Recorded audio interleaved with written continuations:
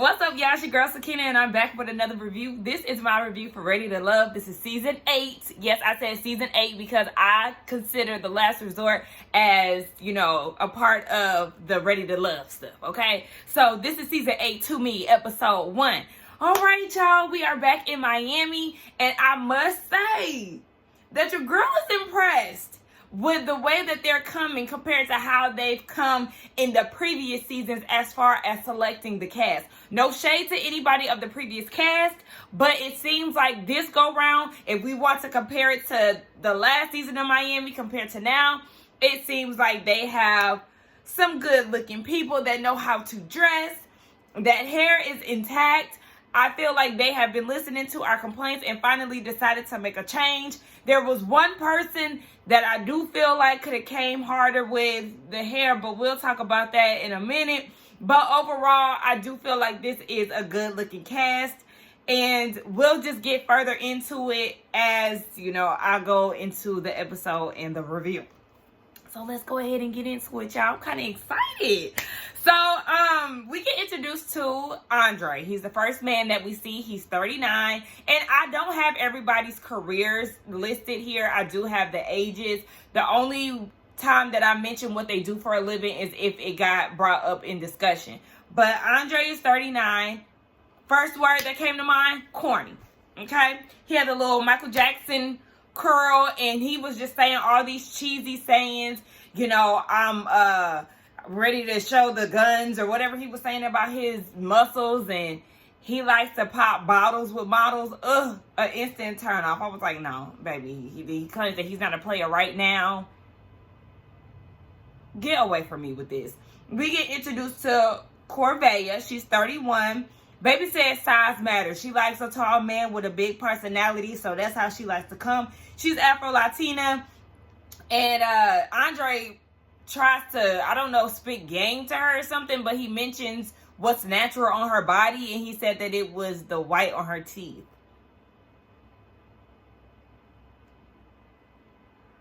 Natasha, she's 37.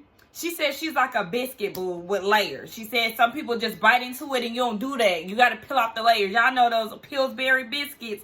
Yeah, she says she one of them. She says she's a workaholic. She's an attorney, so that affects her work life a lot of the times. And then we get introduced to Z. And y'all know I have the pictures up here. But we get introduced to Z. She's 34. I think she's very gorgeous. She said that communication is her foreplay, so she's ready to get in there and have these conversations. We can get to know the men. Man, I was like, okay, I was feeling her up until she said that she likes to baby her men. She likes to feed them, bathe him, clothe him. They say. Y'all tell me where that what that came from. Did I add that they say, or do they? Was that part of the movie? I don't know. But y'all let me know in the comments where I got that from. She likes to do all of that, rub on his head. And I was like, girl, you are not his mama. If you want to be a mom, then have a child. But, girl, ew. I was immediately turned off when it came down to that. I said, no, now I'm freaked out and I'm a little worried, sis. We get introduced to Dre. He's 39. He said that he likes the women to pass gas in front of him because that shows a level of comfort. They know each other's insides and outs. I didn't get grossed out by that, but I know there's somebody who is screaming at the thought of passing gas in front of their partner. I don't care. It's a thing. It happens. He is a short king, and he said that his height does affect his dating life. But he said that he is a radio producer. He's an artist, so he raps. I was like, oh, Lord, I'm a little nervous. But they had asked him to spit a few bars, and, it didn't sound bad, so I wasn't going to give him too much when it came down to that. We get introduced to Lyndon. I don't want to keep saying we get introduced, child. But Lyndon, he's 33. He's a manager at a bar, so, he stays up late. He has a lot of late nights. He is from Kingston, Jamaica, so there is an accent there. And he's speaking with Morgan, who was 38. Gorgeous, gorgeous, gorgeous. And she has like a slight gap. You can tell that she probably tried to close it, or it is closed, or she had braces or something. But it's a slight gap there. I think she is so cute. And I love the little gap that we seen. She's an interior designer. And speaking to Lyndon, she did realize that she is a little intimidated by his lifestyle because of the late nights and beautiful women, and she doesn't party that much. So that's something that she really would have to watch out for. Based on the previews, they do continue the spark that they felt in this scene. We see Marcia. Marcia is 34, and she said that she would love to date herself. She is team her all the way, okay? She is a fashion designer, and I said, okay, this is the bad wig offender, okay? If you into looks and designing and fashion and all of that, baby, I'm going to need you to care a little bit more about your hair. I'm going to give it more time as far as her fashions go. I wasn't, impressed initially. The dress just wasn't for me. But, you got to see. This is the first episode, so we just got to see how she comes throughout the episodes. But, yeah, I was like, no, ma'am. That hair, Go back to the drawing board, sis, because I was not feeling it. It was definitely giving beauty supply store. And now, she was talking to Blue. He's 40. He's a liquor store owner, and he's a hookah lounge owner. He's spontaneous. He's outgoing. And Marcia said that she likes the real safe vibe that she gets from him. I said, yeah, I do like the laid-back energy. I don't know about the safe part. I wasn't there, child, so I don't know. But I do peep that he gives off very laid back, even though he said that he's outgoing. So maybe you got to see him in his element or something. But Tommy comes out, and he introduces himself and gathers everybody around. And Mercedes, who was 31. Oh, okay, she's 31. She looks a little older. No shade, but she look a little older than me now. I'm finna be 30 in March. So, yeah, I was kind of like, okay, girl. But I was kind of confused when Tommy came out. She said in her confessional, Tommy was snatched to the guys. I said, girl, what? Huh? He was snatched to the guys? Okay, girl. So Tommy tells them that they need to explore their options because this time around there's only 16 couples or 16 singles instead of 20 singles. So, with these people here, you got to get to know them and weigh your options before we get to adding for new people. So I was like, okay, I'm glad that they did it like this because I always like the plot twist that they do in Ready to Love because otherwise it kind of becomes a little predictable. So I do like when they throw the curveballs in there. So DeMario, in his confessional, he's 37. He said that he's a numbers guy. He's an accountant. So he felt like he had to interact with intention. But I'm like, sir, you need to interact with intention, whether it's 16, 20, 30, or 50. Well, I mean, those are large numbers. But, it's only a 4 people difference. You need to be intentional with everybody that you talk to so you can understand and figure out who is for you and who is not. Like, what are you talking about? So then they go in another curveball. Tommy's talking about love and all of this, and he was like, we're gonna bring back some familiar faces. I honestly didn't know who he was gonna bring.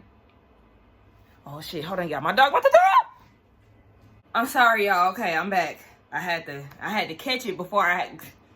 Listen, that might be TMI, so let me go ahead and not say that. Anywho, yeah, I didn't know who they were gonna bring out. But they brought out Simone and Rashid, and they're from The Last Resort when they did The Last Resort in Houston, and they are a couple. They got to know each other during the season, but she ended up getting eliminated. There was a spark between them, but yeah, with her being eliminated, they explored each other off the show, and they started doing a podcast together, and that's when I knew that they were together. But yeah, they made it official. They had dated for a year and a half, and they've been dating for a year. So it's been some time between them, and they are there to kind of give a little inspiration. But we already know that they have been recently engaged. Really B TV and Josiah's World TV was invited to their engagement party. So Really B had been posting, Josiah too had been posting, pictures and things of different people that were there from the other cast and stuff. So shout out to Rashid and Simone. So Mercedes, she says that with her being a flight attendant, it had became an issue in her previous relationships, but that's something that she always wanted to do within her career was to travel. So we see that she's talking to Anthony, who was 39. He is a nurse practitioner. I was very impressed. I said, okay. Shout out to the male nurses, the black male nurses at that. He said that The next step for him may be marriage. He has a daughter, so he does want somebody to be there for her, and Mercedes is ready to take on the role. I said, now hold on now. Y'all know I can't stand when they be moving too fast on these shows. Like, girl, simmer now. So he said that he's intrigued by her and he wants to know more. We see that the two of them talked to Rashid and Simone along with Andre and somebody else who was there. I can't remember who it was. But Andre, after listening to them, realizes that he needs to be vulnerable and all of this. It's like he, had some type of epiphany or something. I just kind of be like, I mean, what they're saying is very general stuff. But, okay. Tony, he's 42. He has 2 kids. And he wants a 2-parent household for his children. He thinks that Morgan will be a good mom one day. Again, slow down. What the hell? You don't even know her. Based off of this little conversation, you ready to make her step mammy. They bond over God, and I was here for the little connection that they have formed. But is it me or was Tony a whisperer? I was like, sir, what do you say? Can you speak up a little bit? I can't hear. Huh? Child. But I like guys that have a laid back personality. I do like men with personality too, because I do like to laugh. But it's something always intriguing about the laid back guys, because it's a bit of a mystery there, trying to figure you out. The reason why I do like laid back guys is because they are mysterious, but then I like to see the woman that they end up with or the person that they end up with bring out the other side that a lot of people don't see. So that's why I am intrigued by the laid back guys more, even though, if you got personality, you all right with me. Anyway, Zamario, I love me a little urban name. Zamario is into Corvea.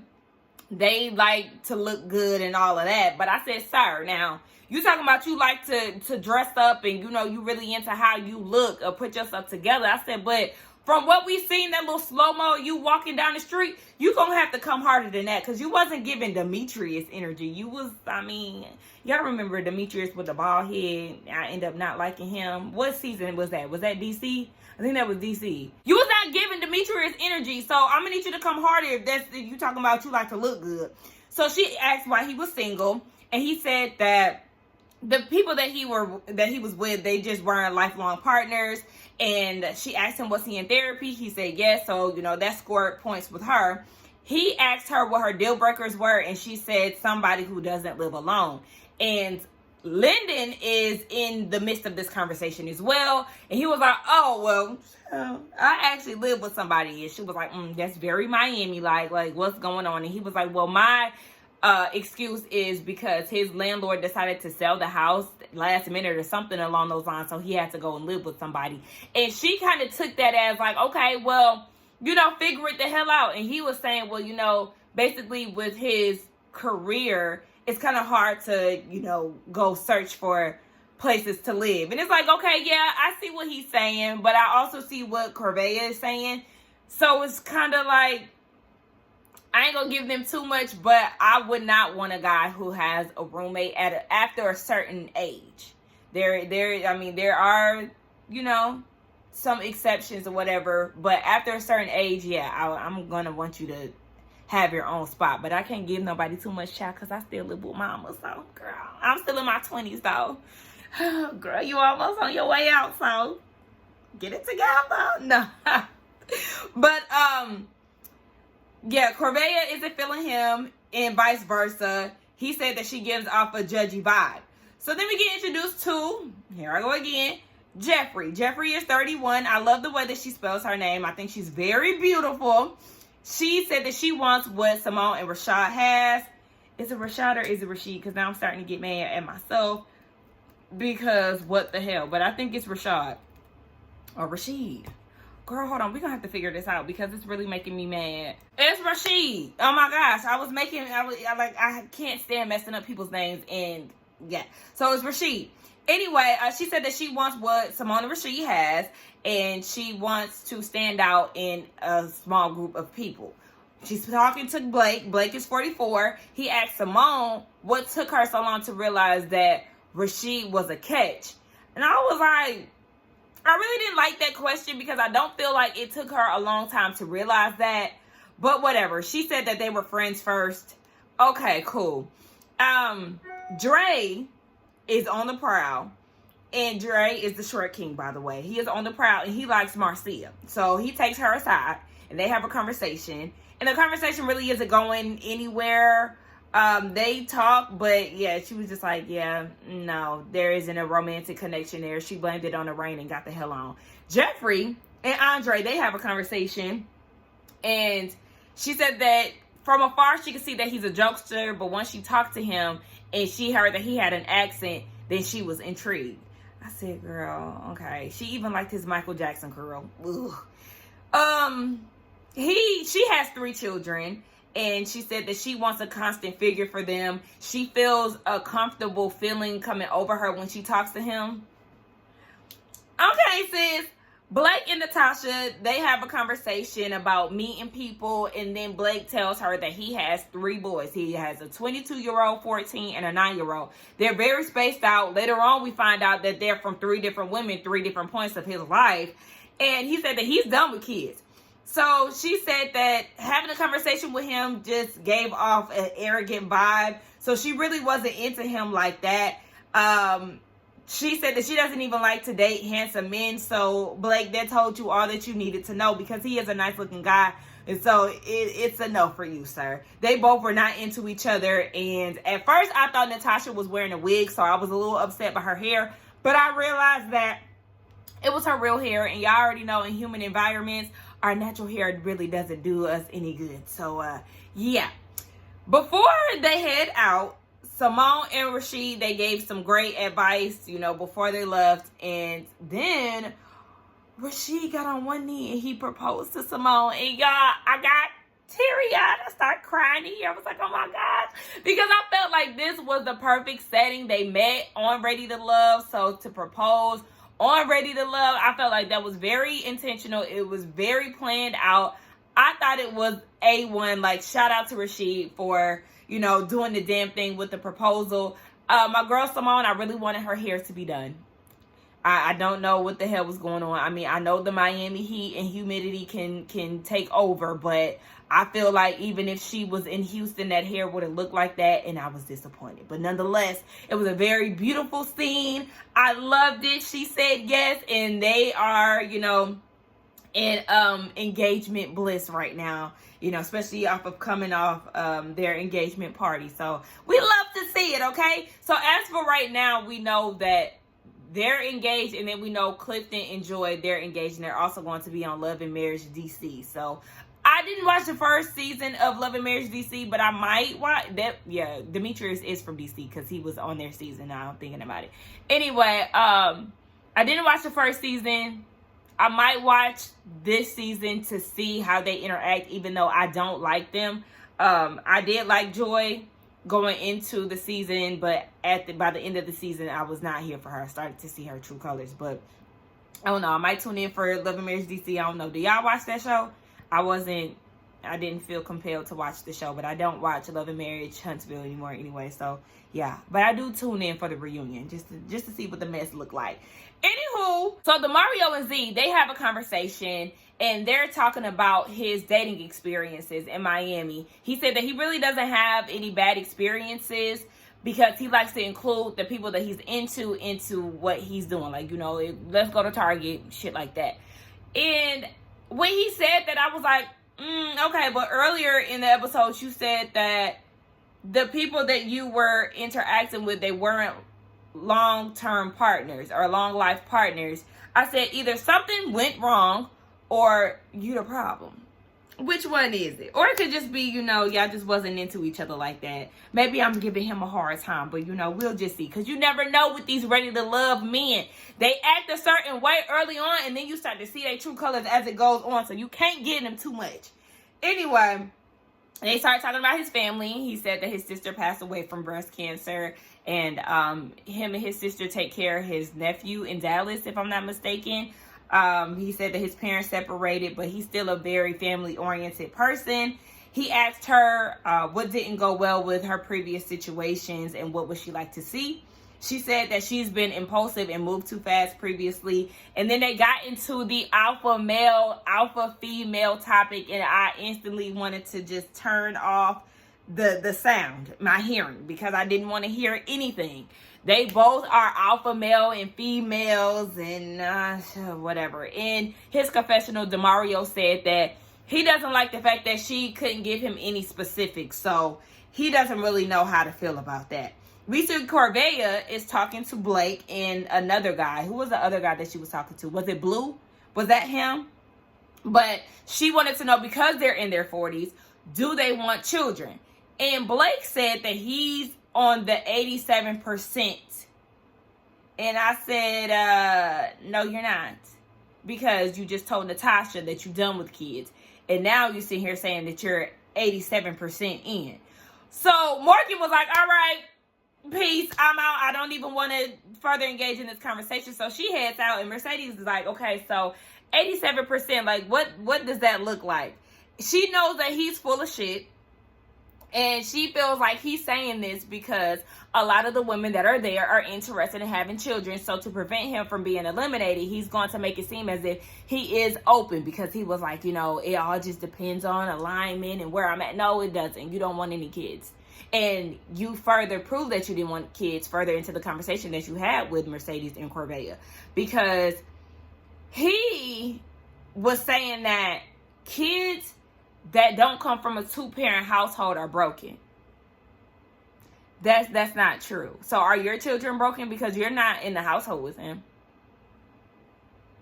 And that does not mean that a child is broken, because sometimes that child is better served without that toxic parent or that absent parent who is not there for them.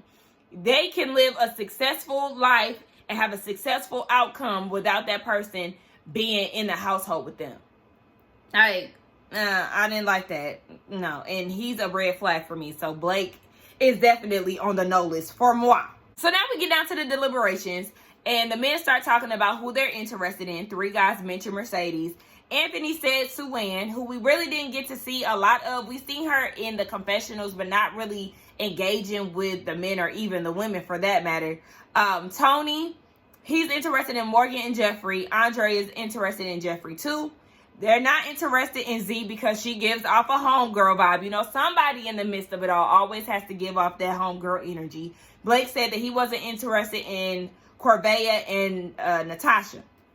The ladies gather around, and they're interested in Tony.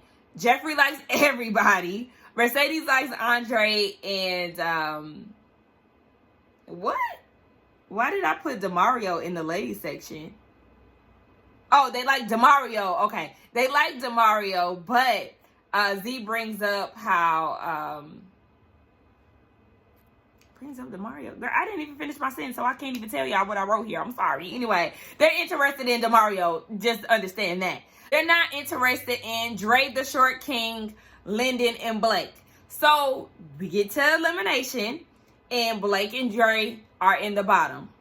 Sadly, Short King got eliminated, and I actually felt kind of bad because he said that his height affects his dating life, and I was like, oh my gosh. But it was outside. Not only was his height being taken into consideration, I just think that a lot of girls were not feeling his vibe. He was giving more so a homeboy vibe for me from what I was picking up. So I think that was something that really was affecting his connection with the girls. Yeah, he was just kind of not really, he was kind of corny, like, to be honest. So yeah, I don't discriminate when it comes down to guys. You know, I've dated men that were my height or, you know, a little taller. So, you know, I'm not somebody who will discriminate. Just as long as you got a little height on me, you know, 1 inch or whatever. It is what it is. My cousins, my family, they like to roast me for, you know, dealing with shorter men, but okay. And anyway, the ladies get down to the bottom of their elimination, and Natasha and Z are in the bottom.